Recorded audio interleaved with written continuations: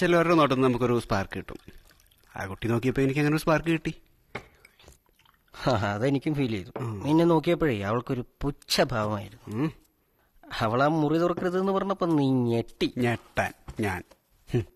മോനെ പ്രകാശ, കണ്ട കാലത്തിന്റെ ഇടയ്ക്ക് ഞാൻ കയറിയിട്ടുള്ള പ്രേതബാധയുള്ള വീടുകളുടെ കഥ കേട്ട നീ മുള്ളു. എടാ, സെമിത്തേരിയിൽ ഒറ്റയ്ക്ക് ഒരു രാത്രി മുഴുവൻ കിടന്നുറങ്ങിയിട്ടുണ്ട് ഞാൻ. എന്നെയാണ് ആ കുട്ടി തുറക്കണ്ട പറഞ്ഞു, ഞാൻ തുറന്നില്ല.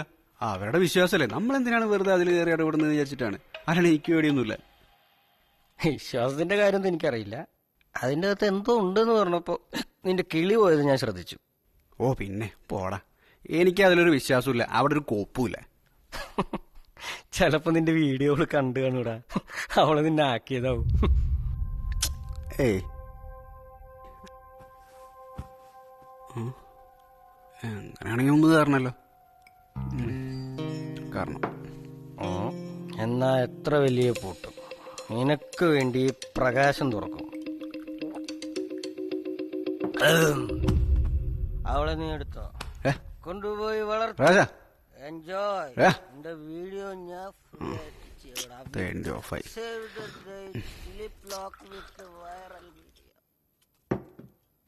നോക്കിയതാണ്.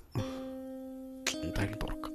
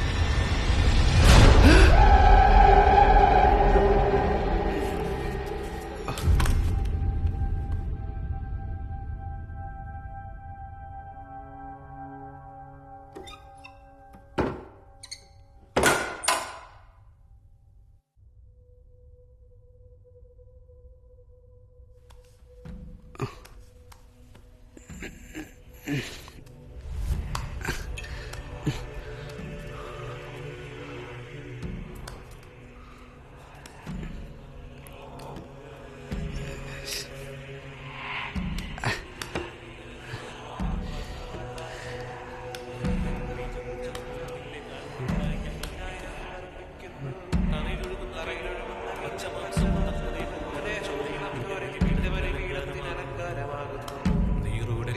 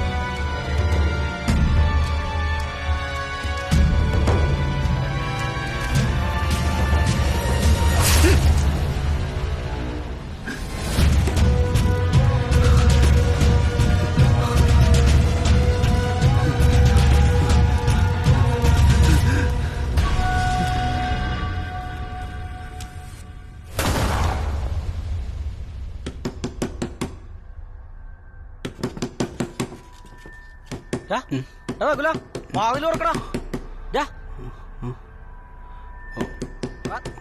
നകുല വാതിൽ തുറക്കടാ. നകുല വാതിൽ തുറക്ക്. എന്താ അതിനകത്ത് പരിപാടി? തുറക്കടാ, വാതിൽ തുറക്കടാ. നകുല വാതിൽ തുറക്ക്. ഇതെവിടെ? ഞാൻ ചുമ്മാ, ഇവിടെ കുഴപ്പമൊന്നുമില്ല. എടാ ഒരു പ്രശ്നമുണ്ട്. നമ്മുടെ ജയേഷ് വിളിച്ചിട്ടുണ്ടായിരുന്നു. എന്തിന്? എടാ എനിക്കൊരു ഡൗട്ട്, നമ്മളൊന്ന് വീട് മാറിപ്പോയോ? എന്ത്? എടാ ഞാൻ വഴി ചോദിച്ചപ്പോളേ താമസിക്കേണ്ട വീടും ഷൂട്ട് ചെയ്യേണ്ട വീടും മാറിപ്പോയോ എന്നൊരു. അവനെന്താ പറഞ്ഞു? അത് തന്നെ എടാ, നമ്മളാ വീട്ടിലെത്തിയിട്ടില്ലാന്ന്. എടാ അപ്പ ഈ നിൽക്കുന്നത് നമ്മുടെ പ്രേതങ്ങളാണോ? അതല്ലടാ, അവൻ പറഞ്ഞത് അവൻ തന്ന അഡ്രസ്സിൽ നമ്മൾ എത്തിയിട്ടില്ലാന്ന്. ഇവിടെ എന്തൊക്കെയാ കുഴപ്പങ്ങളുണ്ടാ? നമുക്കിവിടുന്ന് വേഗം ഇറങ്ങാം. എന്ത് പറ്റി?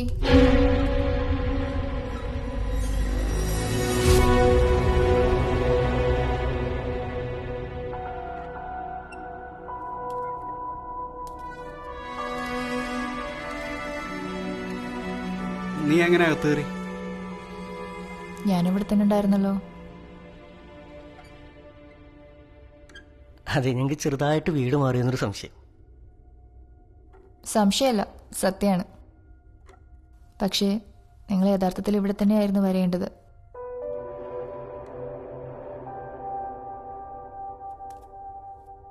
ഇറങ്ങ്. ഇതെന്തോ ഉടായിപ്പാണ്. നീ ആ ഡെന്നി സാറിനെ ഒന്ന് വിളിച്ചേ.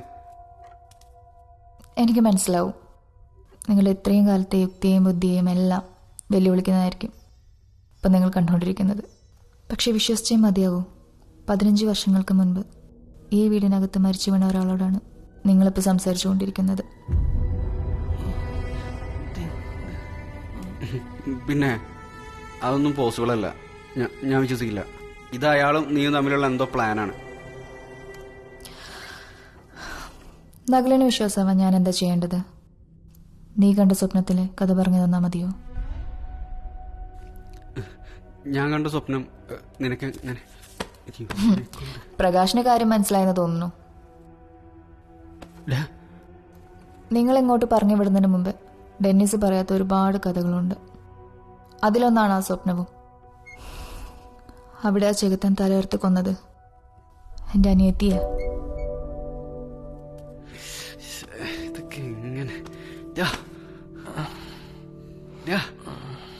പേടിക്കണ്ട, നിങ്ങൾക്ക് ഇവിടുന്ന് പുറത്തു പോവാം. പക്ഷേ അതിനു മുന്നേ നിങ്ങൾ എനിക്ക് പറയാനുള്ള കൂടി കേൾക്കണം. നിങ്ങൾ വിചാരിച്ചാൽ എന്നെ സഹായിക്കാനാകും. ഞങ്ങൾ എന്ത് ചെയ്യാനാണ്? ഈ വീട്ടിലൊരു പ്രേതം ഉണ്ടെന്ന് പറഞ്ഞൊരു ഫേക്ക് സ്റ്റോറി ചെയ്യാൻ വേണ്ടിയിട്ടാണ് ഞങ്ങളെ ഇങ്ങോട്ട് വിട്ടത്. ഇതിപ്പോ ശരിക്കും ഒരു പ്രേതമുള്ള സ്ഥിതിക്ക് അതിന്റെ ആവശ്യമില്ലല്ലോ. ശരിക്കും അയാൾ ആരാണ്?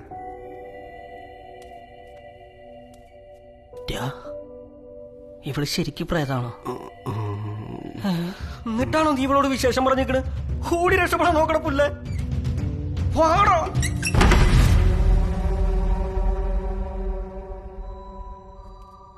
എന്തിനാ രക്ഷപ്പെടുന്നത്? ഞാൻ നിങ്ങളൊന്നും ചെയ്യാൻ പോകുന്നില്ല. എന്റെ പൊന്നി ചേച്ചി, ഞാനിവനെ പോലെയല്ല, ഒരുപാട് പ്രാരാബ്ദങ്ങളും പ്ലാനുള്ള ആളാണ്. എന്നെ മാത്രം ഒന്ന് പുറത്തേക്ക് വിടുവോ? നീ എവിടെ പോകണില്ല, അവിടെ നിൽക്ക്. നിന്റെ അനിയത്തി അവരെന്തിനാ കൊന്നത്? ഞങ്ങൾ എന്തിനാ അയാൾ ഇങ്ങോട്ട് അയച്ചത്? നീ എന്താ ഇവിടെ? പറയാം.